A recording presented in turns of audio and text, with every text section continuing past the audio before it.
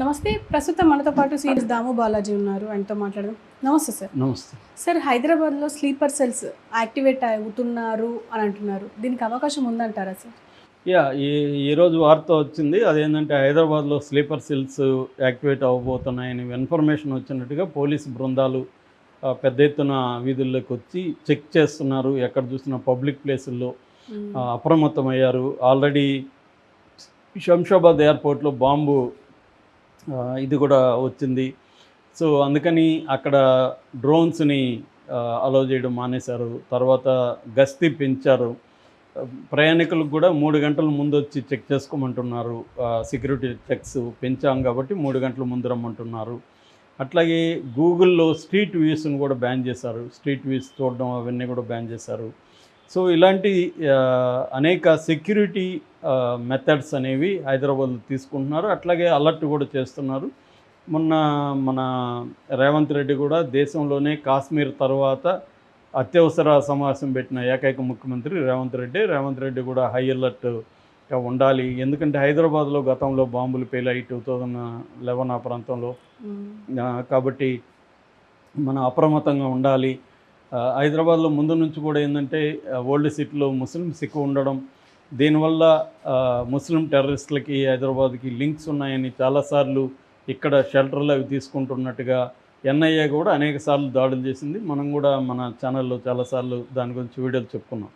రెండోది ఏమంటే హైదరాబాద్లో డిఫెన్స్ పరంగా కూడా చాలా సెన్సిటివ్ ఇవి ఉన్నాయి. డిఆర్డిఓ ఉంది, defence research and development organisation, defence research and development laboratory ఉంది, మెటాలర్జిక్ రీసెర్చ్ ల్యాబొరేటరీ ఉంది, advanced numerical research and analysis group ఉంది, రీసెర్చ్ సెంటర్ ఇమ్రాట్ అంటారు, ఆర్సిఐ అంటారు, అది ఉంది, భారత్ డైనమిక్ లిమిటెడ్ ఉంది, బిఆర్ఎల్, మిదాని మిశ్రా ధాతు నిగమ్ లిమిటెడ్ ఉంది, తర్వాత ఆర్డినెన్స్ ఫ్యాక్టరీ మెదక్ దగ్గర ఒక ఆర్డినెన్స్ ఫ్యాక్టరీ ఉంది, గోల్కొండ దగ్గర ఒక ఆర్డినెన్స్ ఫ్యాక్టరీ ఉంది, ఇండియన్ ఎయిర్ఫోర్స్ స్టేషన్ హకీంపేట్ల ఇండియన్ ఎయిర్ఫోర్స్ స్టేషన్ ఉంది, తర్వాత తిరుమలగిరిలో military college of electronics and mechanical engineering డిఫెన్స్కి ఉంది, ఆర్టిలరీ సెంటర్ ఇబ్రహీంబాగ్లో ఉంది, తర్వాత డిఫెన్స్ స్టాండర్డైజేషన్ సెల్ హైదరాబాద్లో ఉంది, తర్వాత మనకి కంటోన్మెంట్ సికింద్రాబాద్ ఉంది, హైదరాబాద్ డిఫెన్స్ అకాడమీ ఉంది,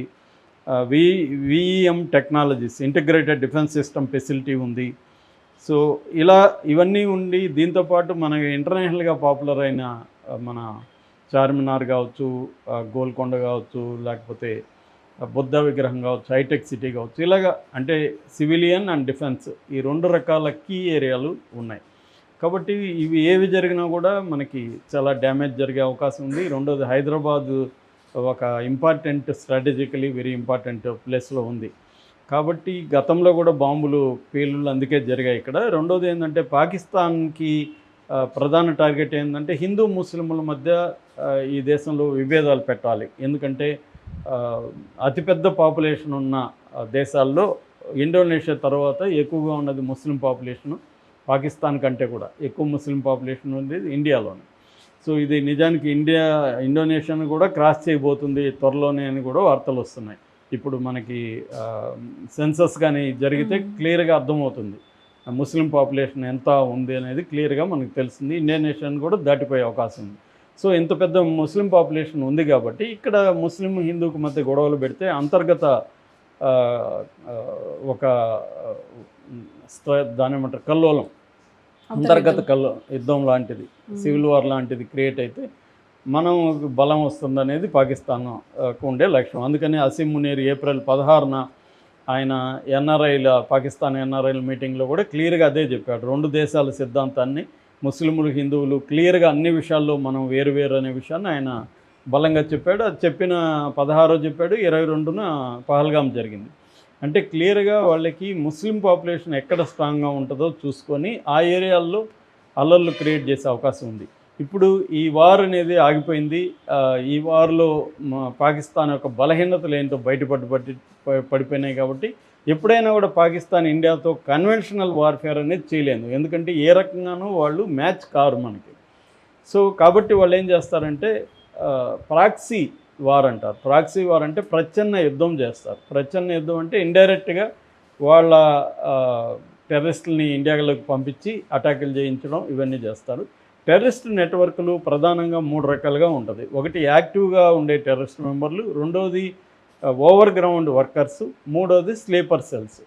సో ఇప్పుడు భయం ఏంటంటే ఇండియాలో స్లీపర్ సెల్స్ ఆల్రెడీ ఉన్నాయి వాళ్ళవి, అవి యాక్టివేట్ అవుతాయి ఇప్పుడు. ఒక్కోసారి మామూలుగా స్లీపర్ సెల్ ఏం చేస్తుందంటే వాళ్ళు ఫ్రంట్లోకి వచ్చి వాళ్ళు బాంబులు పెట్టడము, అటాకులు చేయడము, చంపడము చేయరు. వాళ్ళు ఏం చేస్తారంటే యాక్టివ్గా వచ్చే ఈ టెర్రరిస్టులకి వీళ్ళకి ఇన్ఫర్మేషన్ ఇస్తారు. అంటే ఎక్కడెక్కడ మనం బాంబులు వేయచ్చు, ఆ ప్లేస్లో సెక్యూరిటీ ఎలా ఉంటుంది, అక్కడ దగ్గరలో పోలీస్ స్టేషన్లు ఏమున్నాయి, ఇటువంటి ఇన్ఫర్మేషన్ ఇస్తారు. తర్వాత అక్కడ నుంచి పారిపోవాలంటే ఎలా ఉంటుంది అది ఇన్ఫర్మేషన్ ఇవ్వడం.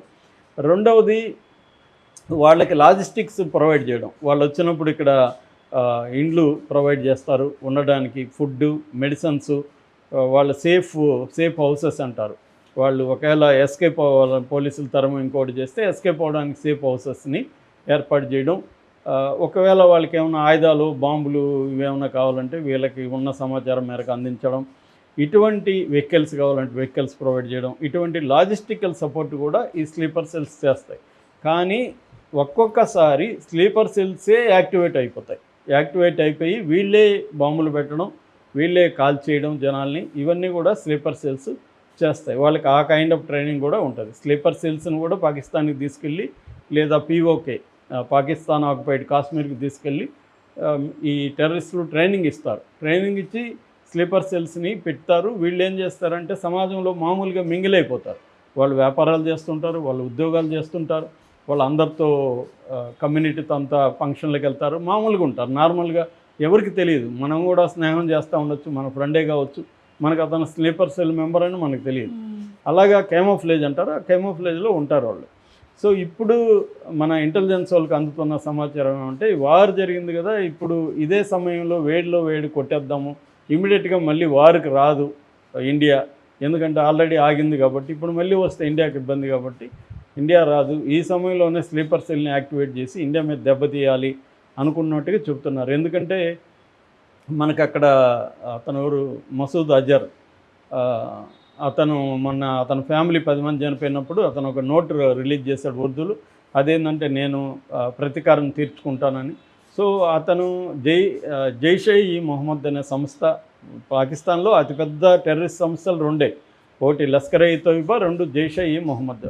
ఈ జైషే ఈ మొహమ్మద్ స్థాపకుడే ఈ అజర్ అనే వ్యక్తి. ఇతను వార్నింగ్ ఇచ్చాడు. ఏ ధైర్యంతో అట్లా వార్నింగ్ ఇచ్చాడంటే అతని నెట్వర్క్ ఆల్రెడీ ఇండియాలో స్ప్రెడ్ అయింది.